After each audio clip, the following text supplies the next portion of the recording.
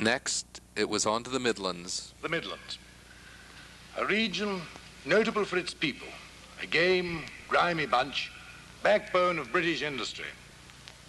Here I am standing in front of Hadden Hall. I found this place to be perhaps the most romantic of all. Hadden Hall in Derbyshire.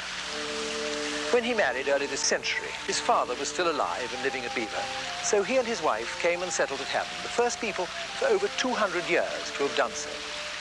As a local author wrote in 1819, a gloomy and solemn silence pervades its neglected apartments, and the bat and the owl alone are the inmates of its remaining splendor.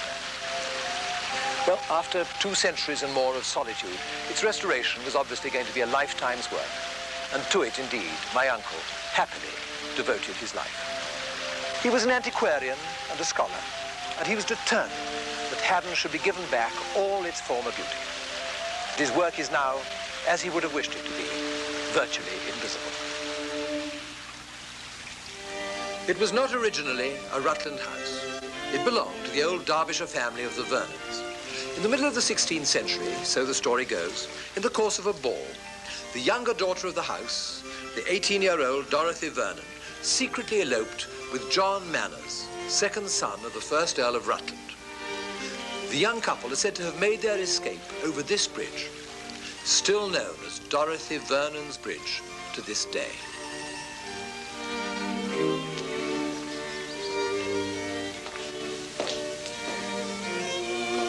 Like so many old houses, Hadden has grown gradually and organically over the centuries, a fact which becomes abundantly clear the moment we come into the lower courtyard. There are buildings here of all centuries, from the 12th to the 15th, and quite obviously, though, there's no attempt made at any formal architectural plan. Everything's built on a different plane, and there's not a horizontal line anywhere. But none of this matters at all. The lovely mellow stone, all quarried locally, seems to bind the whole thing together and makes it, for me, one of the loveliest courtyards in all England. That great tower, rising 50 foot above the entrance, was built by Sir George Vernon in about 1530. He was a harsh authoritarian who once hanged a murderer here without trial. In those days, the local populace would have looked up at the walls of Hadden with reverence and with awe.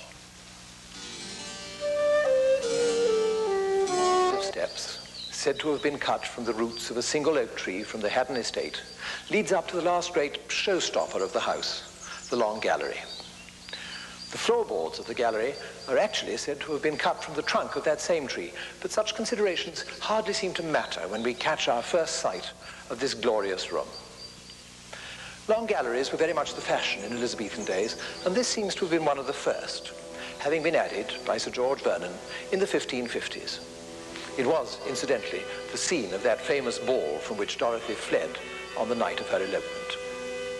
Every time I come into this marvelous room, I'm struck yet again by the extraordinary quality of the light, flooding in through these windows on 3 sides out of 4.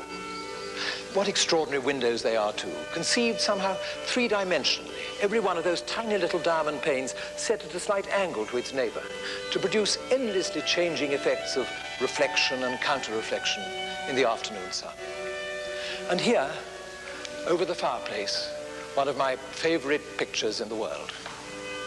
It's by Rex Whistler, who painted that wonderful mural at Place Newbold, and this time his subject is Hadden itself, with my uncle and his eldest son, the present Duke, and their dogs there in the right-hand corner. Obviously, it's a very idealized picture. You have only to look at the little horseman who's just crossed the bridge there on the right, the man fishing in the center foreground, and even the gardener rolling the lawns up there on the terraces. Yet the house itself and all its outbuildings are correct in every detail. And it seems to me that as an idyllic vision of a magical house, it could hardly be bettered.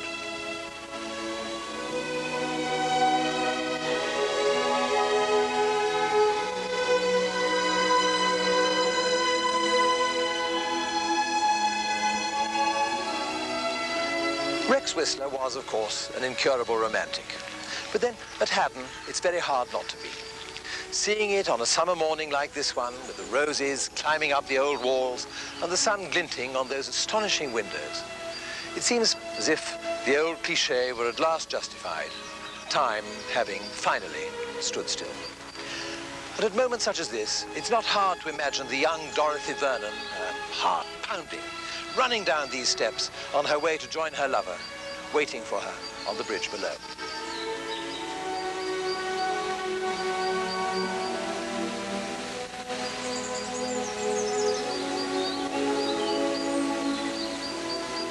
But we can, if we want to, go back a lot further than Dorothy Vernon.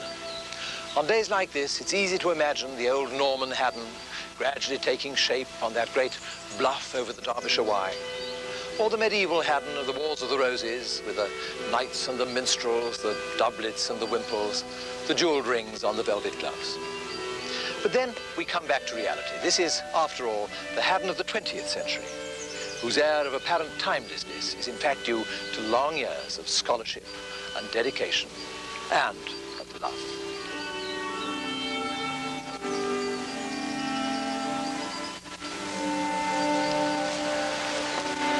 That little bridge down there was traditionally the lovers' meeting place, where the young John Manners stood with the horses, waiting for his Dorothy. And there, as a little boy in the 1930s, I well remember standing all through the long afternoons fishing and catching my very first rainbow trout. And just as for me, beaver will always mean Christmas, so Hadden is the place where a long, cloudless summer goes on forever. If Hadden Hall was indeed the most romantic place that I had seen, the next place, Chatsworth, was by far the most unbelievable. Chatsworth has hundreds and hundreds of rooms, each of which you could spend a day in and still not see everything. To me, it's just unbelievable that one person could have such fabulous wealth. The gardens I found were just unbelievable. Look at this aerial view of the gardens. And then as you swing along over here, you'll see the giant towers of water beside it.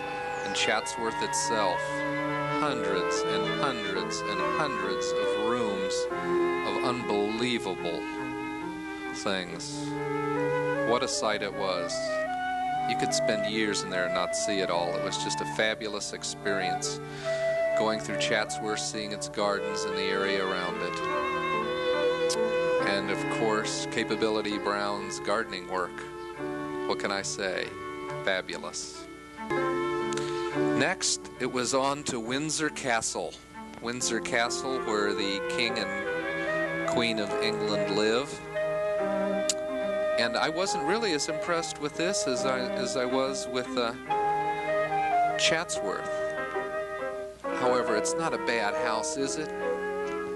I think I could live there. One of the things that I really enjoyed while visiting Windsor Castle was the coaches that were on display that the kings and queens in England had ridden in.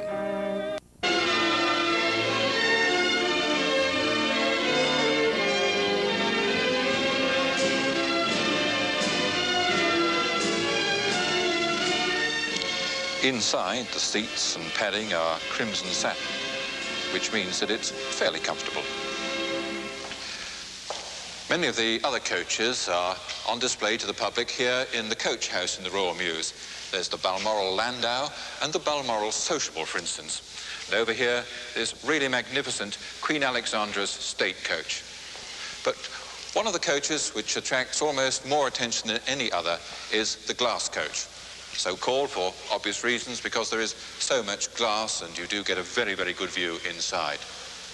It's very much associated with royal weddings. In 1973, when Princess Anne married Captain Mark Phillips, she travelled from Buckingham Palace to Westminster Abbey with the Duke of Edinburgh in the glass coach. And of course, in 1981, the Princess of Wales, then Lady Diana Spencer, travelled with her father from Clarence House to St Paul's Cathedral.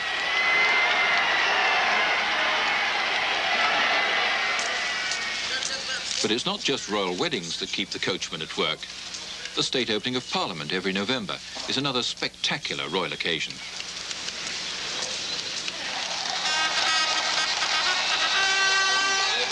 At the front of the palace, the Queen's escort of lifeguards arrives in full splendour.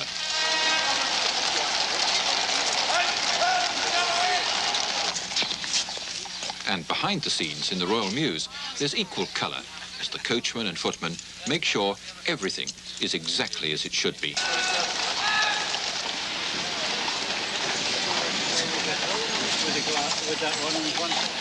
This is the Irish State Coach, in which the Queen will ride to Westminster, pulled by the magnificent Windsor Greys.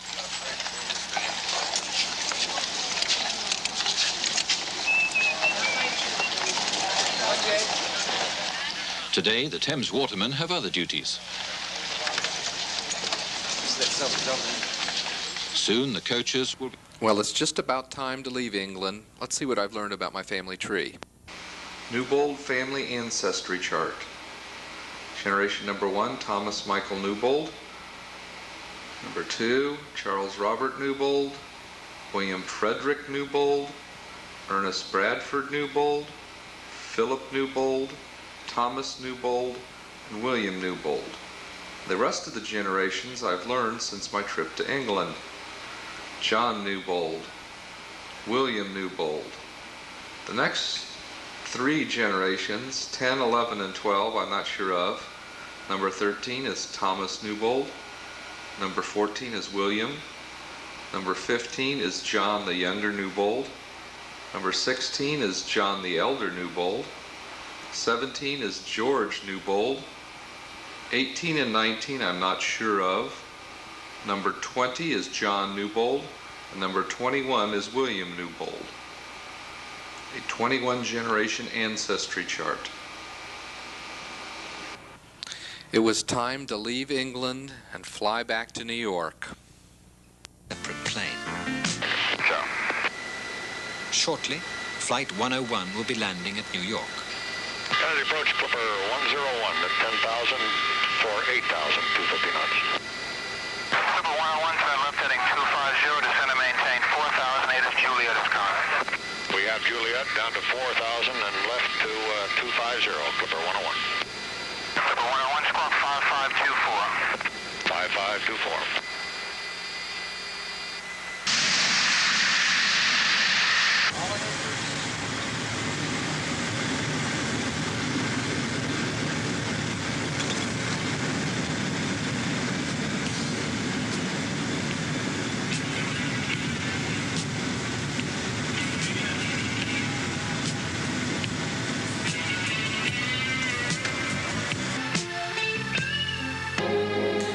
As the plane took off from New York to Cleveland, we now headed home to Cincinnati, and for the first time in 17 days, it was bright and sunny and we were returning home. My thoughts turned back to the many sights I'd seen: Hadden Hall, Chatsworth, Windsor Castle, London, the Tower of London, the plays I'd seen, the people I'd met. But I guess my best memory is a memory of the people. How cordial and friendly they'd all been to me, and how they'd made the trip a real success by their gentle kindness. Now I was touching down back in Cincinnati. You know, one of the great things about leaving and going on a vacation is that you can return at the end to your old friends. It was good to be back in Cincinnati.